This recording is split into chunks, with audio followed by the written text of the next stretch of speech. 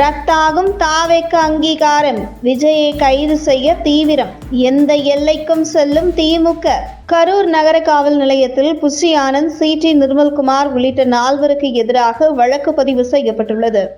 இதில் முதன்மையான நபர்களாக கரூர் மேற்கு மாவட்ட செயலாளர் Mathiyazhagan A1, Bussy Anand A2, Nirmalkumar A3 மற்றும் பலருடன் சேர்த்து இவர்கள் மீது இந்தியாவின் புதிய குற்றவியல் சட்டமான பாரதிய நியாயா சன்ஹித் பிரிவுகள் மற்றும் தமிழ்நாடு பொது சொத்துகள் சேதத்தை தடுக்கும் சட்டம் பிரிவுகளின் கீழ் வழக்கு பதிவு செய்யப்பட்டுள்ளது.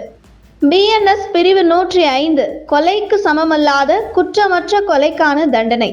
BNS பிரிவு 110 குற்றமற்ற கொலை செய்ய முயற்சி.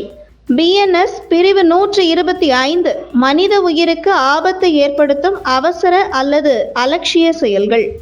BNS பிரிவு 223 பொது அதிகாரியின் உத்தரவுக்கு கீழ்ப்படியாமை.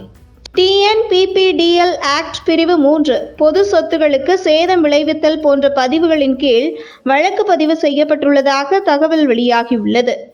இதனிடையே கரூர் கூட்டத்தின் போது நிபந்தனைகளை பின்பற்றவில்லை என்றும், இத்தனை உயிரிழப்புகளுக்கு காரணமான தாவேக கட்சியின் அங்கீகாரத்தை ரத்து செய்ய வேண்டும் என்றும் மதுரை மாநகரியைச் சேர்ந்த வக்கீல் செல்வகுமார் சார்பில் மதுரை ஹைகோர்ட்டில் மனு தாக்கல் செய்யப்பட்டுள்ளது. இதேபோல சிவகங்கை மாவட்டம் ஆளவந்தான்பட்டியைச் சேர்ந்த வக்கீல் முருகேசன் என்பவரும் தாவேகவுக்கு எதிரான மனுவை மதுரை ஹைகோர்ட்டில் தாக்கல் செய்துள்ளார். கரூர் துயரச் சம்பவத்திற்கு காரணமான நடிகர் விஜய் மற்றும் நிகழ்ச்சி ஏற்பாட்டாளர்கள் மீது உரிய சட்டப்பிரிவுகளின் கீழ் வழக்கு பதிவு செய்து பாரபட்சமின்றி நடவடிக்கை எடுக்க வேண்டும் என்று வக்கீல் முருகேசன் கேட்டுக்கொண்டுள்ளார்.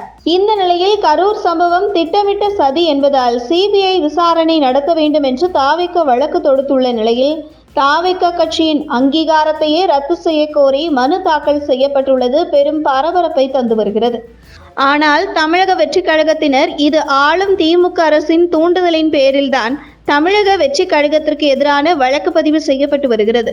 தொடர்ந்து திமுக கோட்டை என்று சொல்லக்கூடிய திருச்சி, தஞ்சாவூர், நாகப்பட்டினம், கரூர் போன்ற பகுதிகளில் விஜய் மேற்கொண்ட பிரச்சாரத்தில் கூடிய மக்கள் கூட்டம் திமுகவுக்கு கூட இவ்வளவு கூட்டம் கூட வரவில்லையே என்கிற ஆதங்கம், தொடர்ந்து விஜயின் பிரச்சாரத்தை முடக்க வேண்டும் என்கிற திட்டத்துடன் தான் ஆளும் திமுக அரசு மறைமுகமாக தமிழக வெற்றி கழகத்திற்கு எதிராக வேலை செய்து வருவதாகவும், விஜயின் அரசியலை முடைக்க எந்த எல்லைக்கும் ஆளும் திமுகவினர் செல்வார்கள் என தாவேகவினர் குற்றச்சாட்டுகளை வைத்து வருகிறார்கள். மேலும் விஜய் பிரச்சாரத்தின் போது அதிக அளவு ஆம்புலன்ஸ் வந்ததில் சந்தேகம் உள்ளதாகவும், ஆகையால் இதை CBI விசாரிக்க வேண்டும் என தாவேக சார்பில் குற்றச்சாட்டுகள் வைக்கப்பட்டுள்ளது.